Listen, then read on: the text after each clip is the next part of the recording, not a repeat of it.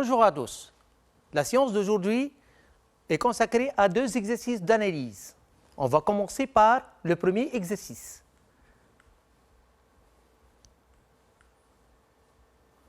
Soit f une fonction définie et dérivable sur moins 1 et c sa courbe représentative dans un repère orthonormé OIJ. Voici la courbe de f. Le graphique ci-contre représente la courbe C et la droite d'équation y égale à x. Elle est notée D. La courbe C admet une tangente horizontale au point O, l'origine du repère, et deux asymptotes d'équations respectives, x égale à moins 1 et x égale à 1. Dans cette partie, utilisez le graphique pour répondre aux questions. Petit a, déterminer la limite à droite en moins 1 de f et la limite à gauche en 1 de f aussi. Question B, déterminer f de 0 et f' de 0.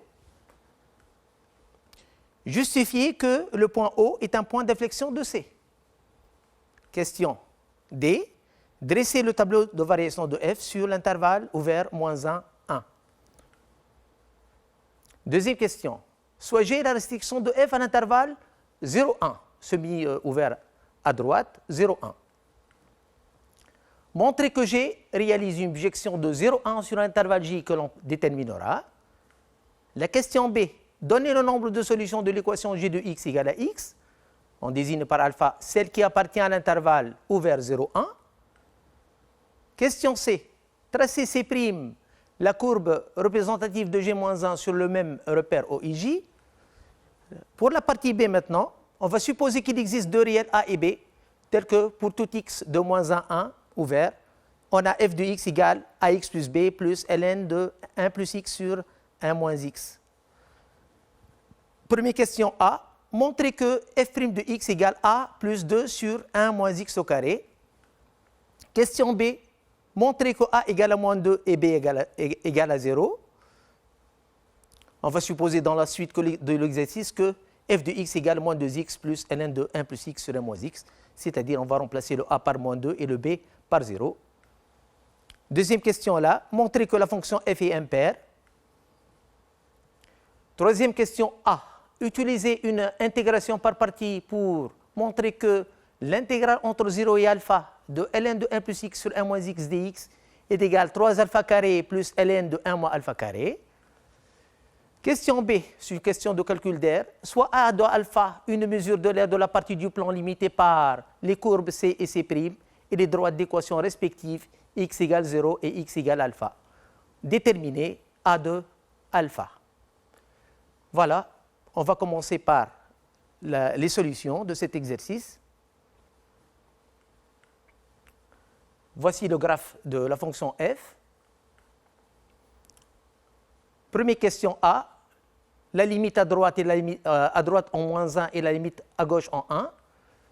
Regardez, lorsque x s'approche de moins 1 à droite, la fonction f elle tend vers moins l'infini. Donc la limite, lorsque x tend vers moins 1 plus de f de x est égal à moins l'infini. Aussi, lorsque x s'approche de 1 à droite, la fonction f elle tend vers plus l'infini. C'est pour cela la limite de f en 1 moins est égale plus l'infini. Passons à la question B. On vous demande de déterminer f de 0 et f' de 0. Il est clair que la courbe de f passe par l'origine, elle est là. Donc f de 0, ça va être égal à 0. Là, vous avez au point d'abscisse 0, c'est-à-dire au point O, l'origine du repère, vous avez là une tangente horizontale. Donc f' de 0 est égal à 0. Passons à la question C. On va justifier maintenant que le point O, 0, 0, est un point d'inflexion de C. Là, je veux rappeler la définition du point d'inflexion. Soit f, une fonction définie sur intervalle ouvert I, est dérivable en un réel A de I, et c'est f sa courbe représentative dans un repère orthogonal OIJ. On dit que le point A, de coordonnées A, f de A, est un point d'inflexion de CF. Si CF, la courbe de f, elle traverse la tangente en ce point. Là, vous voyez que la courbe de f ici, elle traverse la tangente en haut qui est horizontal. C'est pour cela que le point O est un point d'inflexion de CF. Pour le tableau de variation de f, il est clair et net que votre fonction elle est strictement croissante sur l'intervalle ouvert moins 1, 1 avec une tangente horizontale au point d'abscisse 0, c'est-à-dire votre dérivée va s'annuler en 0 et le signe de la dérivée il est constant, il est positif. Voici votre tableau de variation. La fonction elle est bien strictement croissante. Les limites on l'a déjà déterminées, moins l'infini à droite en moins 1 et plus l'infini à gauche en 1, donc aucun problème. Il suffit de voir le graphique et les questions qu'on a déjà répondues. Je passe maintenant à la deuxième question A. On va montrer que G est une bijection. Voici la restriction de f qui est G. Sa courbe représentative, elle est là. Ça, c'est le 0, ça, c'est le 1, l'intervalle 0, 1. Et c'est clair que votre fonction, elle est continue, elle est strictement croissante aussi. Donc, elle va réaliser une bijection de 0,1 sur son image. Donc là, G est continu et strictement croissant sur 0,1, donc elle réalise une bijection de 0,1 sur G de 0,1. G de 0,1, puisque la fonction elle est strictement croissante, G de 0, ça vaut 0, et la limite à gauche en 1, ça vaut plus l'infini. Maintenant, on va répondre à la question d'après. Le nombre de solutions de l'équation G de x égale à x. Pour résoudre ce problème-là, il faut tracer la droite d'équation y égale x et ensuite voir l'intersection de cette droite avec la courbe de G. Pour cela, on a tracé ici la droite D d'équation y égale x. C'est une droite, comme vous le savez, c'est la première bisectrice. Regardez là, il y a un point d'intersection qui est l'origine du repère et un autre point ici, il est là. Son abscisse, il est alpha entre 0 et 1. Donc finalement, il y a deux solutions. La droite D, y égale x, coupe la courbe de G en deux points. Le point O, comme j'ai dit, et un autre point d'abscisse alpha appartenant à 0, 1. Donc, il y a deux solutions de cette équation. Alors, en passant au traçage de la courbe C'. C et C' sont symétriques par rapport à la première bisectrice, la droite D d'équation y égale à x. Donc, le tracé, il est simple. Là, vous avez une demi-tangente horizontale pour la courbe C. Automatiquement, par symétrie, la courbe C' de la réciproque elle va admettre une demi-tangente verticale et le tracé en rouge, c'est celui de la courbe de la réciproque C'. Maintenant, je passe à la partie B. On vous donne l'expression générale de f de x, ax plus b plus ln de 1 plus x sur 1 moins x. On va montrer que la dérivée de f vaut a plus 2 sur 1 moins x carré. Alors, pour faciliter le travail, j'ai posé u de x égale tout ça, 1 plus x sur 1 moins x. Donc la fonction f, elle s'écrit f de x égale ax plus b plus ln de u de x. Maintenant, la dérivée de la fonction affine, aucun problème. Ax plus b, là, sa dérivée vaut a. Maintenant, la dérivée de ln de u de x, je rappelle brièvement ce que vous connaissez dans la partie du cours. Si u est dérivable et strictement positif sur i, alors la fonction ln rond u est dérivable sur i, et la dérivée de ln rond u vaut u' sur u. Là, la fonction f est bien dérivable sur moins 1, 1, et pour tout x de moins 1, 1, f' de x, on va dériver maintenant la constante, plutôt la fonction affine à x plus b, sa dérivée, elle vaut a. Et maintenant, nous avons l'expression de la forme ln de u. Ln de u, elle est là. La dérivée de ln de u, ça vaut u' de x sur u de x. Maintenant, je veux calculer la dérivée de u. C'est une fonction rationnelle. De la forme f sur g, je rappelle aussi la formule de dérivée. Si f et g sont deux fonctions dérivables sur i et pour tout x de i, g de x différent de 0, alors f sur g est dérivable sur i et f sur g le tout prime égale f'g moins g'f sur g carré. Je veux dériver la fonction u, u' de x égale la dérivée de 1 moins x de la forme f sur g, donc gf' moins f g' sur g carré. Tout calcul fait, vous trouvez 2 sur 1 moins x au carré. Maintenant, je termine mon calcul. U' de x sur u de x, ça vaut 2 sur 1 moins x au carré sur 1 plus x sur 1 moins x égale Bon, c'est un calcul. Je passe à l'inverse. 2 sur 1 moins x au carré multiplié par l'inverse. 1 moins x sur 1 plus x. Après avoir simplifié, vous trouvez 2 sur 1 moins x, 1 plus x. C'est clair, c'est un produit remarquable de la forme a moins b fois a plus b qui vaut a carré moins b carré. Donc, vous terminez le calcul et dans ce cas-là, la dérivée de f, elle vaut a plus 2 sur 1 moins x au carré. Je passe à la question d'après, la réponse. On va montrer maintenant que la valeur de a vaut moins 2 plutôt, et b vaut 0. On sait que notre fonction f, l'expression générale est de la forme ax plus b plus ln de 1 plus x, 1 moins x. Tout à l'heure, on vient de montrer que f' de x égale a plus 2 sur 1 moins x carré. On va exploiter le résultat précédent. On sait dans la partie a, on a calculé le f de 0 qui vaut 0 et la dérivée de f en 0 égale à 0. f de 0 égale à 0, vous remplacez x par 0 ici, vous trouvez le b plus ln de 1. b plus ln de 1, ln de 1 vaut 0, donc b égale 0. C'est facile à le faire. La dérivée de f, on a l'expression déjà de la dérivée de f, elle est là. f' de 0 égale 0. Je remplace x par 0. Je trouve a plus 2 sur 1. Donc a plus 2, ça fait 0. Donc automatiquement a égale à moins 2. Donc résultat final, a égale à moins 2 et b est égal à 0. Donc l'expression générale maintenant, f de x égale moins 2x plus ln de 1 plus x sur 1 moins x. On va montrer dans cette question que la fonction f est impaire, bien sûr avec le calcul. Je rappelle la définition je rappelle tout ce qui concerne la parité d'une fonction. Vous l'avez vu en troisième année aussi, en deuxième année, en troisième année. Soit f est une fonction définie sur un domaine D.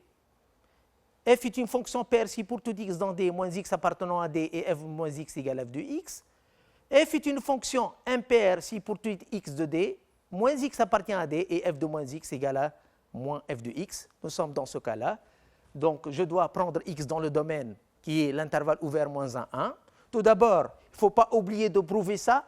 Moins x appartient à D. Si x appartient à D, moins x appartient à D. Et dans la deuxième partie de la solution, il faut prouver il faut vérifier ça, que f de moins x est égal à moins f de x.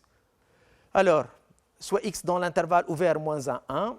Ceci veut dire que la valeur absolue de x, il y a une petite faute de frappe, et ça c'est strict, inférieur à 1. La valeur absolue de x ou bien moins x, c'est la même chose, inférieur strictement à 1 et non pas égal, d'où le moins x appartient à moins 1, 1. Maintenant, il reste à vérifier que f de moins x égale l'opposé de f de x. Maintenant, f de moins x, je remplace x par moins x dans l'expression de f, ça vaut donc 2x plus ln de 1 moins x sur 1 plus x. Maintenant, j'ai besoin d'utiliser une propriété sur la fonction logarithme. Pour tout a strictement positif et b strictement positif, ln de a sur b égale moins ln de b sur a. Ça vaut ln de a moins ln de b. Donc, il est égal à moins ln de b sur a. Là, je vais utiliser cette formule. Égal à donc 2x moins ln de 1 plus x sur 1 moins x. J'ai inversé. L'inverse de 1 moins x sur 1 plus x vaut 1 plus x sur 1 moins x. Et là, c'est l'opposé de f de x. C'est exactement l'opposé de f. La conclusion, donc, la fonction f est impaire sur l'intervalle ouvert moins 1, 1. Passons maintenant à la question d'après. On va prouver que l'intégrale entre 0 et alpha de ln de 1 plus x sur 1 moins x dx est égale à 3 alpha carré plus ln de 1 moins alpha carré. Pour cela, on va rappeler le théorème d'intégration par partie. Soit f et g deux fonctions dérivables sur AB et telles que leurs dérivées f' et g' sont continues sur AB, alors l'intégrale entre AB de f de x, g' de x égale f de x, g de x prise entre a et b, moins l'intégrale entre a et b de f' de x, g de x. On va l'appliquer. On va poser donc u de x égale ln de 1 plus x sur 1 moins x et v' de x égale 1. Ceci implique u' de x. On a déjà calculé la dérivée de cette fonction tout à l'heure. Elle vaut 2 sur 1 moins x carré. Une primitive de 1, elle vaut x. Maintenant, j'applique ma formule. D'après le théorème d'intégration par partie, l'intégrale entre 0 et alpha de ln de 1 plus x sur 1 moins x dx est égale u de x, v de x, elle est là.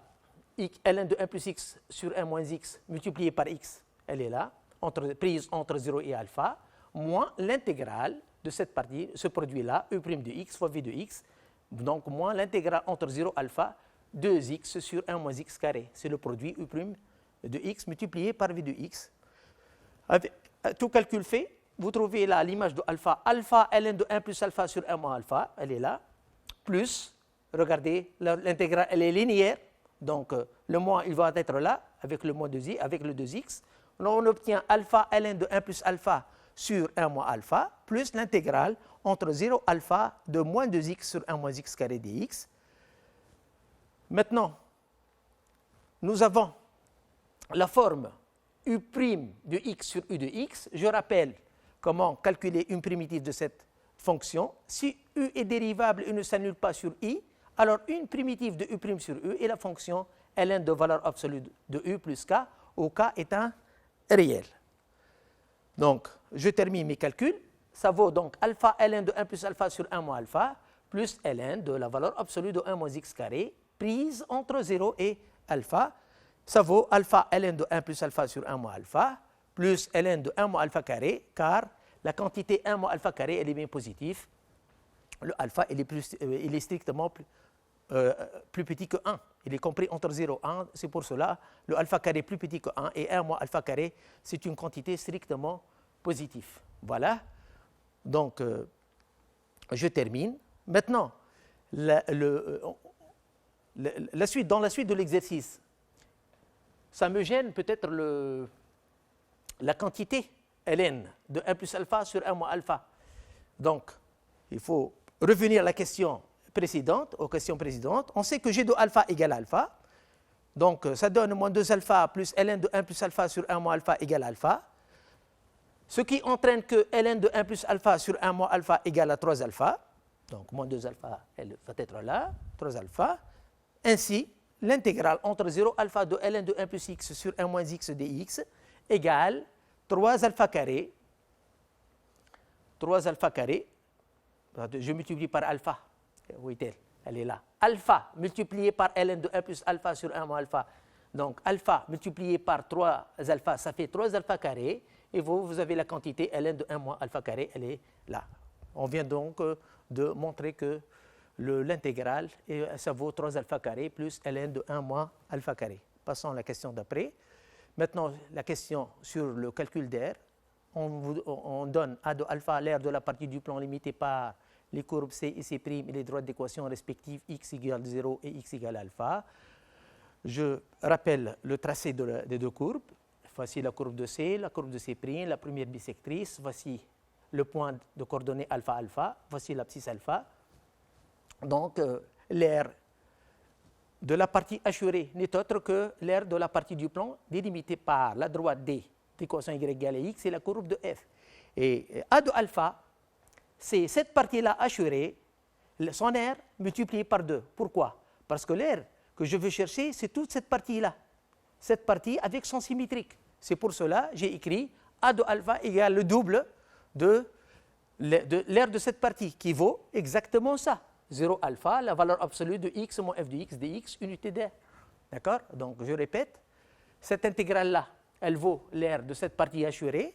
Je multiplie par 2, car l'air est invariante par symétrie orthogonale. Et maintenant, je passe au calcul.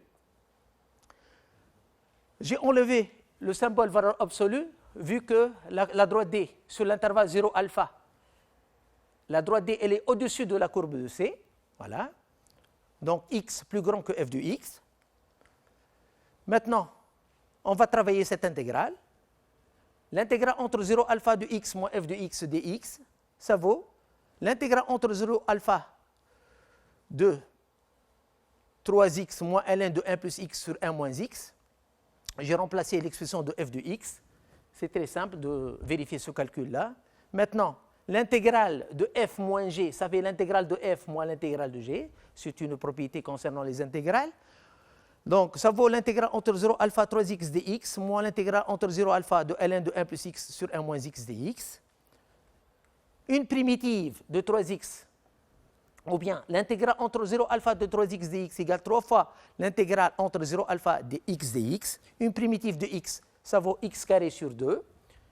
Donc, ça donne 3 alpha carré sur 2. Et cette intégrale, déjà calculée dans la question précédente, finalement, l'intégrale entre 0 alpha de x moins f de x dx, ça vaut moins 3 alpha carré sur 2 moins ln de 1 moins alpha carré. En revenant à cette question, à cette réponse-là, vous faites les calculs, vous trouvez moins 3 alpha carré sur 2 moins ln de 1 moins alpha carré. La conclusion, a de alpha, toute cette quantité, on va la multiplier par 2, donc ça fait 2 fois ça, moins 3 alpha carré, multiplié par 2, le ln de 1 moins alpha carré, vous trouvez exactement moins 2 ln de 1 moins alpha carré. Voilà, ça c'est la fin du premier exercice. Voilà, je passe maintenant immédiatement au second exercice.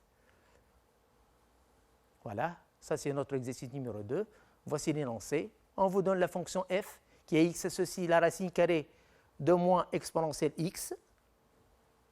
La première question, on vous demande de déterminer le domaine D de définition de f. Deuxième question, calculer la limite lorsque x tend vers 0 moins de f de x sur x, puis interpréter graphiquement le résultat obtenu. Troisième question, dresser le tableau de variation de f. Quatrième question, montrer que f admet une fonction réciproque f-1 dont on précisera l'ensemble E de définition. Cinquième question, expliciter f-1 de x pour x élément de E. Sixième question, tracer dans un repère orthonormé OIJ le courbe représentative de f et f-1. Maintenant, la dernière question. On vous donne C, l'ensemble des points M de coordonnées x, y, tels que y égale f de x avec x en comprise entre moins 2 et 0. On désigne par S le solide de révolution obtenu par rotation de C autour de l'axe des abscisses. On vous demande de calculer le volume de S. Voilà l'énoncé. On passe tout de suite à la correction. Voilà. Première question, on va déterminer donc le domaine de définition de f. La fonction f qui a x racine carrée de 1 moins x, moins exponentielle x plutôt. Donc là, vous avez à vérifier que l'exponentielle de x elle est bien définie. Or, la fonction exponentielle elle est définie sur R tout entier, aucun problème, mais vous avez le symbole, la fonction racine carrée qui vous oblige à vérifier que toute la quantité elle est positive. Donc, il faut que 1 moins exponentielle x doit être supérieur ou égal à 0. Elle est facile à faire. 1 moins exponentielle x supérieur ou égal à 0, ça donne exponentielle x plus petit que 1, qui donne x inférieur ou égal à ln de 1. Ça fait 0, c'est facile. Passons de l'exponentielle à x. Donc, j'ai appliqué ln à gauche et à droite. La fonction ln, elle est bien strictement croissante. ln de exponentielle x devient x, ln de 1, ça vaut 0. Donc, x inférieur ou égal à 0. Ainsi, le domaine de D, le domaine de définition de f vaut moins l'infini 0. On va calculer maintenant la limite lorsque x tend vers 0 moins de f de x sur x. La limite de f de x sur x en 0 moins vaut la limite de racine carrée de 1 exponentielle x sur x. J'ai remplacé f de x par son expression. Maintenant, ce que j'ai fait, j'ai multiplié par la racine carrée de 1 moins exponentielle x en haut et en bas. Si je multiplie par racine carrée de 1 moins exponentielle x, on obtient 1 moins exponentielle x. Donc, puisque j'ai multiplié en A, je dois multiplier aussi en bas. Elle est là, l'expression. Donc, ça donne, avec un signe au moins, la limite en 0 moins d'exponentielle x moins 1 sur x, multiplié par toute cette quantité. Maintenant, vous avez un résultat dans le cours qui dit que la limite en 0, plutôt, d'exponentielle x moins 1 sur x, ça vaut 1. Ce n'est autre que le nombre dérivé de la fonction exponentielle en 0. La dérivée de l'exponentielle, ça vaut e de x. La dérivée de e de x, c'est e de x. Exponentielle de 0, ça vaut 1. Donc, c'est un résultat du cours. Maintenant, lorsque x s'approche de 0 à gauche, la quantité exponentielle x, elle tend vers 1. 1 moins 1, ça fait 0. Vous avez la racine carrée qui tend vers un 0 positif à droite. Donc, ça tend vers 0 plus. 1 sur 0 plus, ça vaut plus l'infini. 1 multiplié par plus l'infini, ça vaut plus l'infini. Avec ce signe moins là, vous trouvez moins l'infini. Comme vous le voyez, cette limite, elle est infinie. Maintenant, on va interpréter le résultat. Maintenant, il faut voir cette limite. Ce n'est autre que c'est la limite de f de x moins f de 0 sur x moins 0. f de 0, ça vaut 0. X moins 0, elle est là. Ça nous rappelle l'écriture du nombre dérivé en un point. Lorsqu'on veut chercher la dérivabilité en un point, nous devons calculer la limite en a de f de x moins f de a sur x moins a. Puisque le résultat est infini là, la fonction f, elle n'est pas donc dérivable.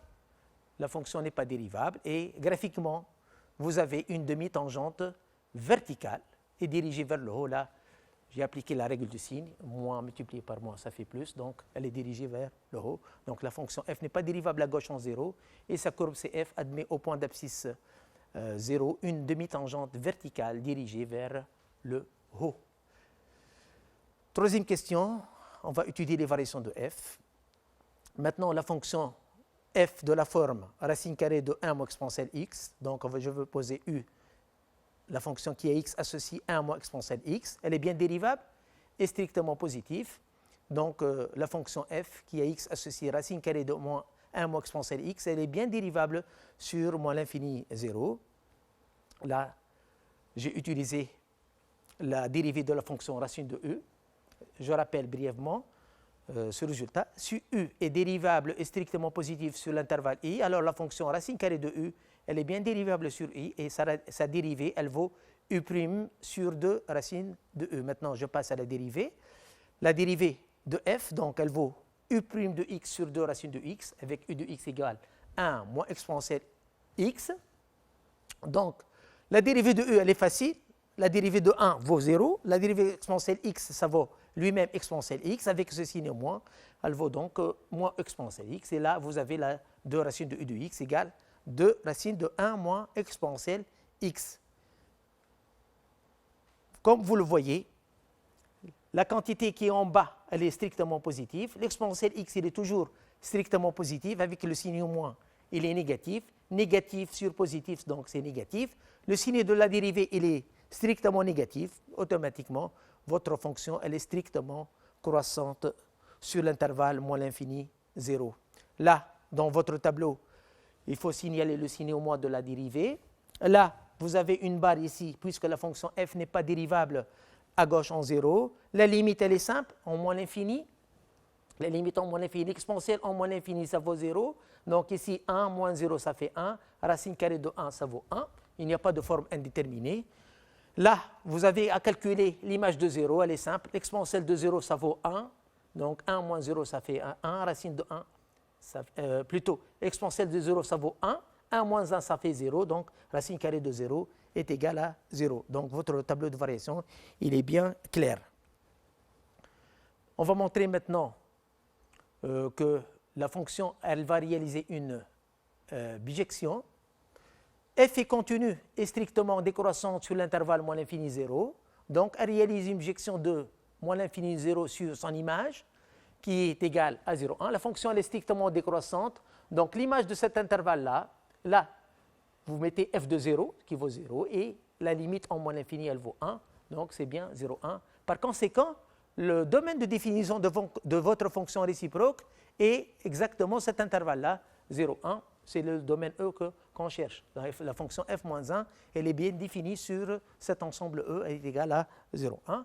La question d'après, on va chercher l'expression de f-1 de x. On vous demande d'expliciter, c'est-à-dire chercher l'expression de f-1 de x pour x dans son domaine E. Là, vous avez l'ensemble de départ de f-1 qui est 0,1 à valeur dans moins l'infini 0, qui est x associé y. Nous allons chercher y en fonction de x. f-1 de x égale y équivalent x dans 0,1, f-1 de x égale y. Donc, ça donne y dans moins l'infini 0, f-1 de x égale y, avec la réciproque, f de y vaut x. Y dans moins l'infini 0, je remplace maintenant le y dans la fonction f, ça vaut racine carrée de moins exponentielle y égale à x. Maintenant, je passe au carré. Là, je continue mon travail. 1 moins exponentielle y égale x carré, j'ai passé au carré. Là, exponentielle y devient égal à 1 moins x carré. Et le y, il vaut ln de 1 moins x au carré. Si vous avez exponentielle a égale b, donc a égale ln de b.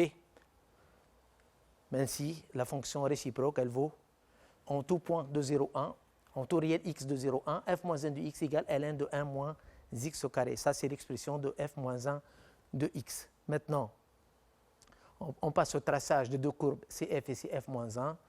tous les élèves sachent, il faut qu'ils sachent que les deux courbes sont symétriques par rapport à la première bisectrice. Et voici la courbe de f. Vous avez une limite en moins l'infini égale 1. Donc la droite d'équation y égale 1 est une la droite delta y égale 1 est une asymptote horizontale à la courbe de f. Vous avez aussi une demi-tangente verticale, elle est là.